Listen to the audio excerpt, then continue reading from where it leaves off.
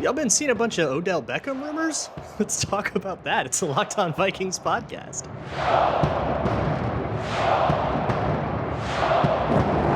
Ooh-wee! You are Locked On Vikings, your daily Minnesota Vikings podcast, part of the Locked On Podcast Network, your team every day.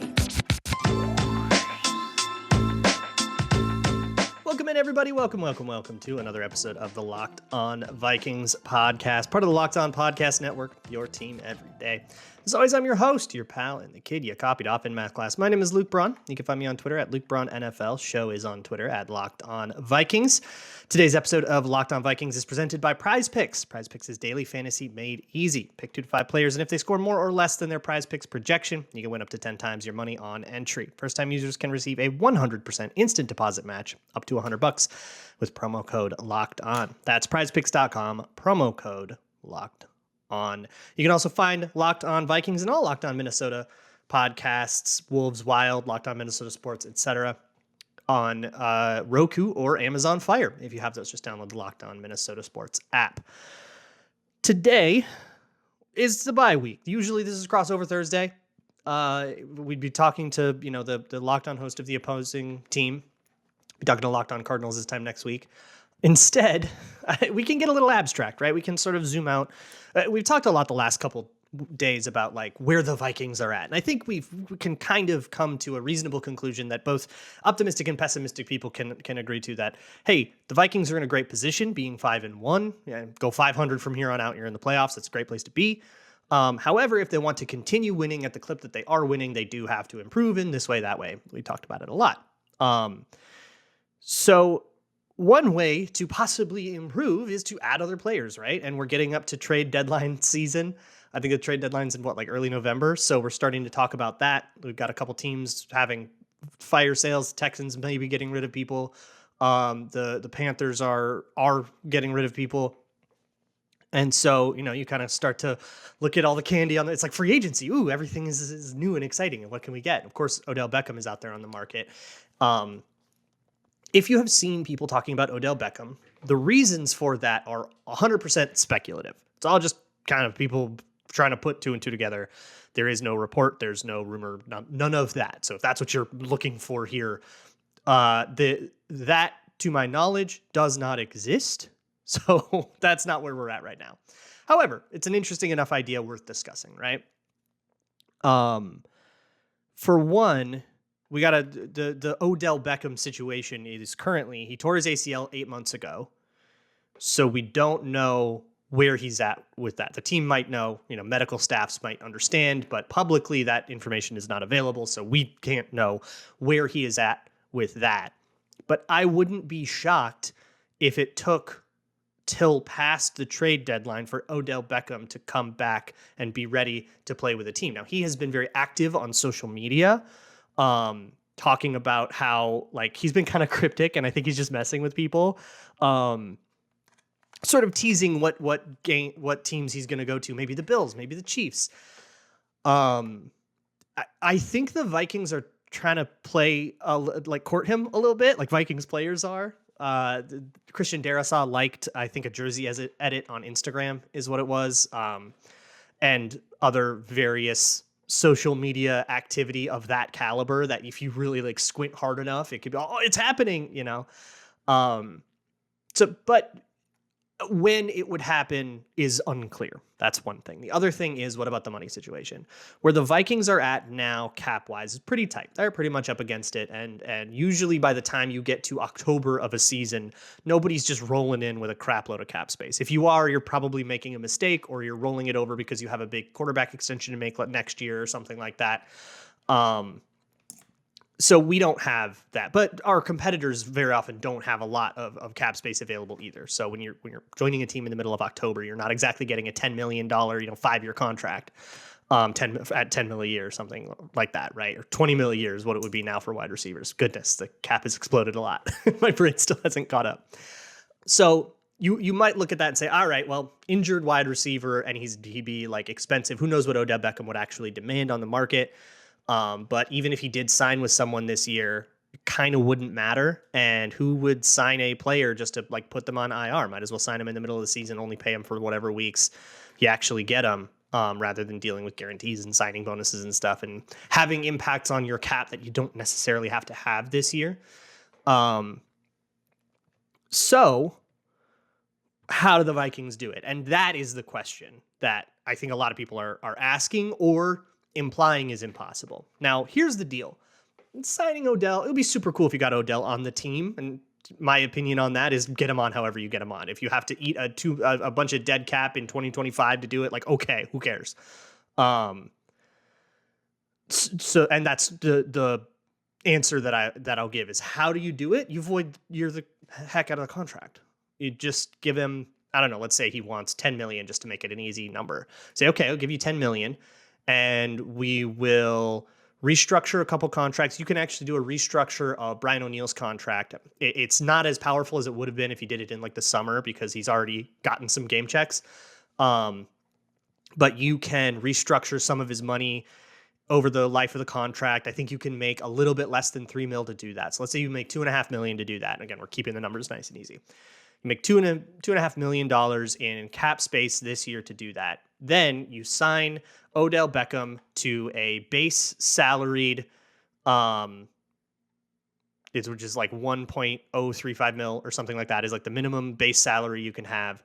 The rest of it's a signing bonus, and you can do that math such that it's like 2.5 mil every year, or something, 2.5 mil this year, and then it'll be like a little bit less next year, and then do that with void years for the next 3 years. So you sign him for a 1-year contract with 3 void years on it, and then next year you either extend Odell Beckham through those void years so that those $2.5 million cap charges stay on 2023, 24, 25. Or you let him go and you have to eat $7.5 million in dead cap, and maybe you're okay with that to like really truly make a push at the Super Bowl. That would be how it works on the cap. Now, there's 2 very important questions that you have to answer now, because what you're doing there is you are taking a chunk out of next year to maximize your odds of this year. And is that worth it? Kind of means you have to answer both sides of that question.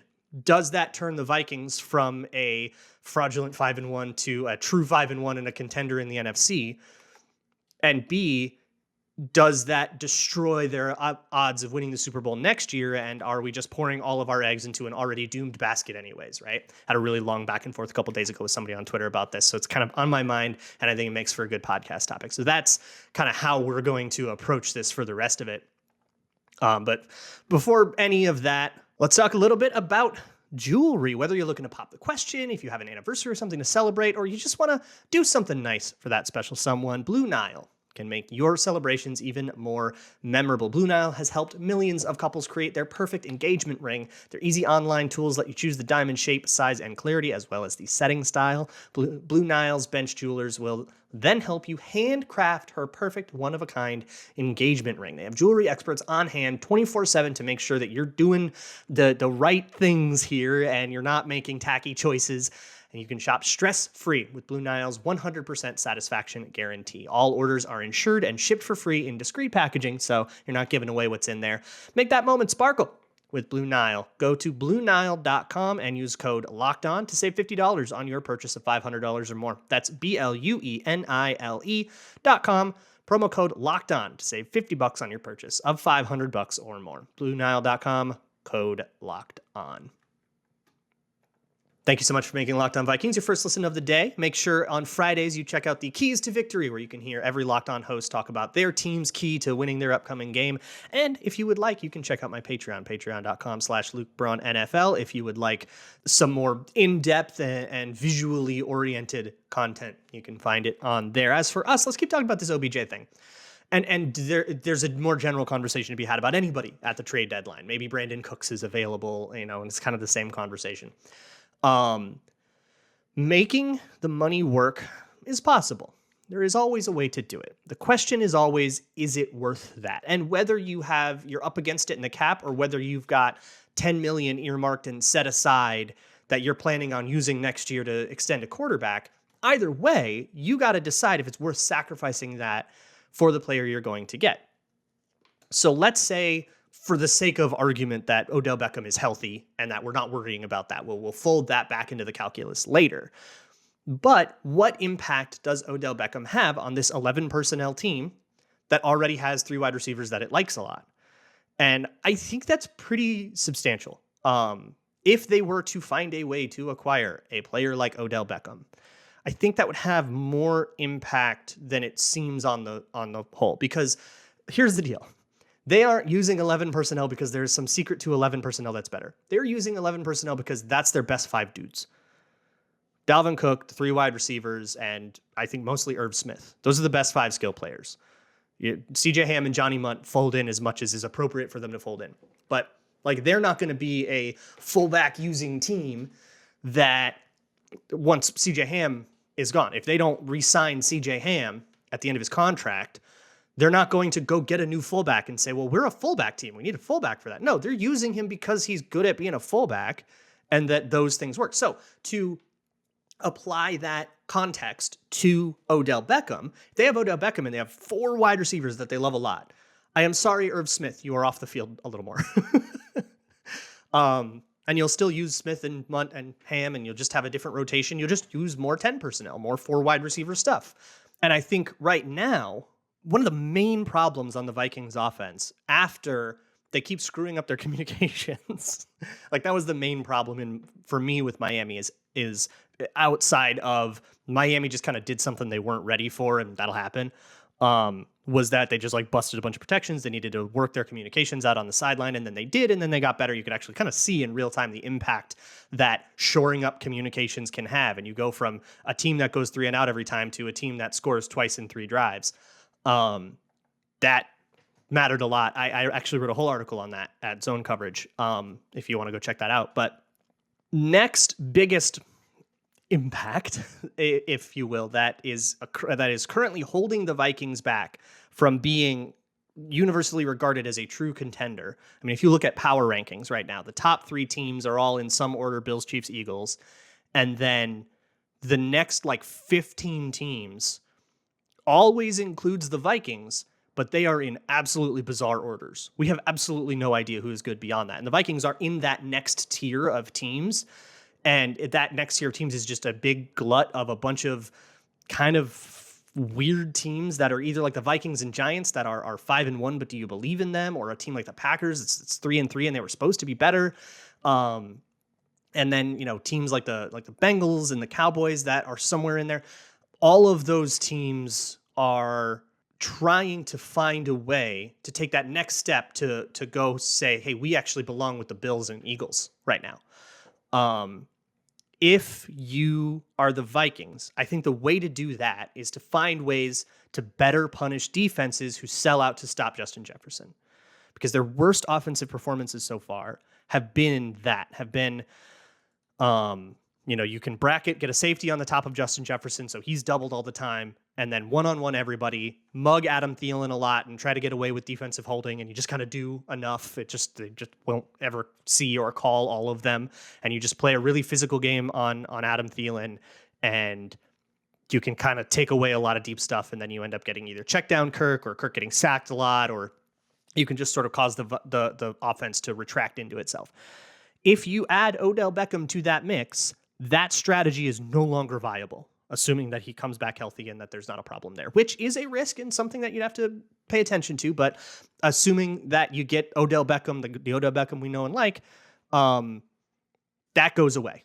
And I do think that turns the Vikings offense that turns Justin Jefferson into something more, into something with such a high gear that you would have to beat them in shootouts. And the Vikings defense is sort of built to win only shootouts and to stop you from being able to get, deep explosive passes. And all you can do is passes over the middle or short stuff.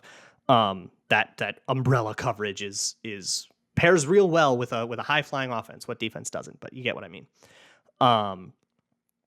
That's the impact of Odell Beckham. And I do think that would be worth having a significant impact-ish on next year. You don't want to tank next year. You don't want to say, well, we're going to bring in Odell Beckham, and it means we can't compete in 2023, but that's okay. We're all in. Well, that's not necessarily worth it. And that is a much wider conversation. I don't think that's what you would be doing, but we'll get to that. But the point is, you got to stay safe. Just like you got to stay safe with your home. That's what SimpliSafe is for.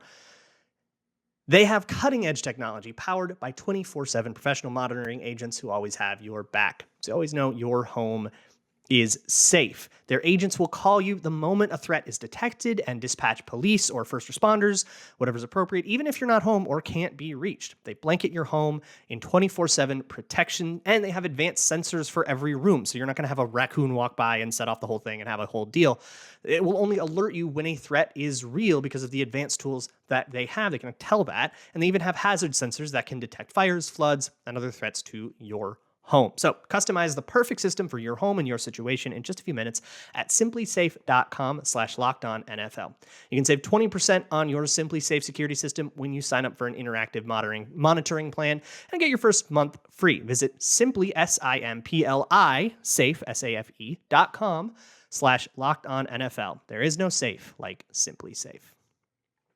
So let's address the real philosophical question to this, because I'm sure most of the comments that I will get on this particular episode, be it people who tweet at me, which are always welcome to do, or comment on YouTube or whatever, will be some level of one of two arguments. Either, well, the Vikings are going to win the Super Bowl now. Why would you spend future assets just to put more eggs in this basket when this basket clearly isn't going to be the Super Bowl? That's the negative, pessimistic, blah, blah, blah. The way I see it, if they can improve by season's end on a couple of things I've been talking about all week, and just go 500 for the rest of the season and probably get a division title out of that, then I think they got as good as chances as anyone. That's where I'm at right now. But if you wanted to be like, well, they've got 4% to win the Super Bowl, why would you put more eggs in that basket? And then the other side of that coin will be, well, hey, they're 5-1 leading the division. Of course they should go get Odell Beckham. Why would they be so afraid to go compete? And both of those are two sides of the same philosophical coin, and it is a very false dichotomy. I got in a really long back and forth with a couple people. One was a lot nicer than the other about this exact problem, this kind of win now or win later dichotomy with observed idiocy on Twitter. So thanks for the back and forth, buddy. I'm going to continue this conversation here. And his point was that, and he's coming from an older fan. I've been a fan for half a century, and I know how this always ends. Let's not put all our eggs in this basket because they're just going to lose in the playoffs, and then you're going to be screwed next year, right? Which is kind of funny because, well, what's going to happen next year then? What are you like building toward? And the back and forth we got into, the way I kind of left it was like, look, trying to win games right now, and his point was more extreme. It was like, I don't want to make the playoffs. I want better draft position, which that was kind of why I jumped in. Winning now does not cost you winning later, is the point that I made there, right? If you make the playoffs now and you draft in the 20s instead of in the 10s, that doesn't necessarily cost you wins. You got to still hit on the pick, but hey, Christian Darrisaw went 23rd, right? Justin Jefferson went 20th. Like, that's a perfectly viable place to draft, improve your team. You do not need a top 5 pick to improve your team. Just as good a chance that guy ends up being Aiden Hutchinson, who has 3 cleanup sacks in his first 4 games, and the Lions fans are starting to turn on him. But beyond that, there is a more interesting like germ of an argument that is, would you sacrifice next year to up your chances of winning this year? And I think we can take this to the full extreme, right? Would you say if the Vikings went 0-17 in 2023, but won the Super Bowl this year, would you take that? Most people would, right? We can lose for a decade. You give me my ring and I can die happy. But that's not how it works, right? You don't get, if you sacrifice all of your assets next, let's say they just totally torpedo their cap next year. And next year they're going to have to dismantle the roster to get under the cap. They're going to have a Bears style, sell off all the pieces, fix their books. They're going to have to totally take a year off. And it ups our chances of winning the Super Bowl this year by 2%. Would you take that? Probably not, right? So which reality are we closer to?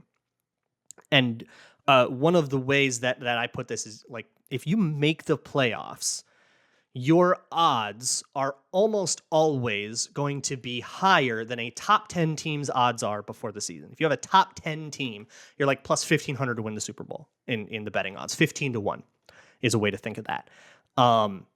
If you are in the playoffs at all, you're 15 to 1 to win the Super Bowl. And if you're a good team in the playoffs, if you're one of the top 2 seeds in the conference, you'll have odds that are basically impossible to get before the season. If you look at last year headed into the season, the front runner to win the Super Bowl with the Kansas City Chiefs at plus 750, 7.5 to 1. Come playoffs, the Chiefs themselves were plus 450, so 4.5 to 1. The Packers were plus 350, 3.5 to 1. There were like 4 teams that were better than the best possible team before the season. So try to apply that practically.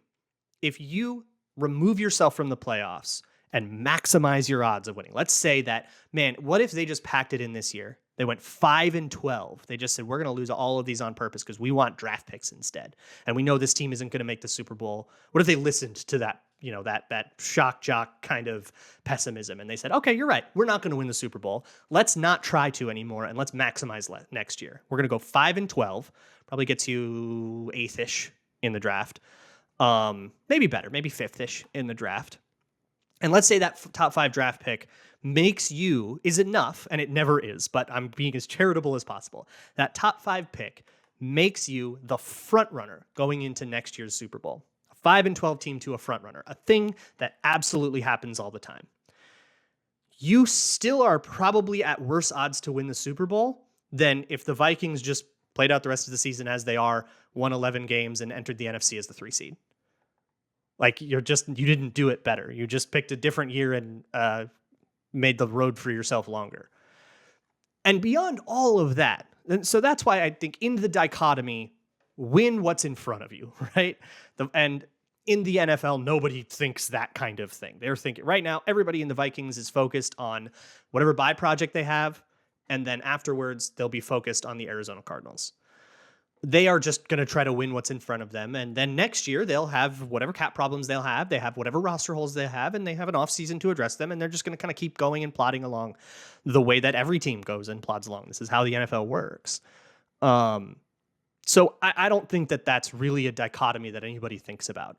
For me, the answer to do you win now or do you win later? Why not both?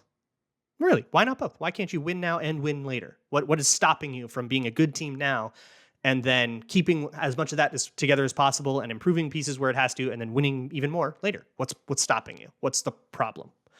And most of the answers I'll hear is, well, the cap is blah, blah, blah, or they only drafted in the 20s, and those fall apart too. Those kinds of arguments fall apart once you see just a little bit of scrutiny, right? Like, man, good players never get drafted at 20. Please do not look at the Vikings roster. So let's circle this back and loop it in with Odell Beckham. Let's say you have to take $7.5 million in cap space next year because you're going to do a void year thing. You have to take a $7.5 million dead cap penalty, use up the rest of this year's cap, and you have to restructure Brian O'Neill. You're going to be real, real tight next year if you do that against the cap, but you get Odell Beckham. Is that worth it? Yeah, I think so. Also, the later in the season it gets, the cheaper Odell Beckham gets because you only have to pay him for so many games.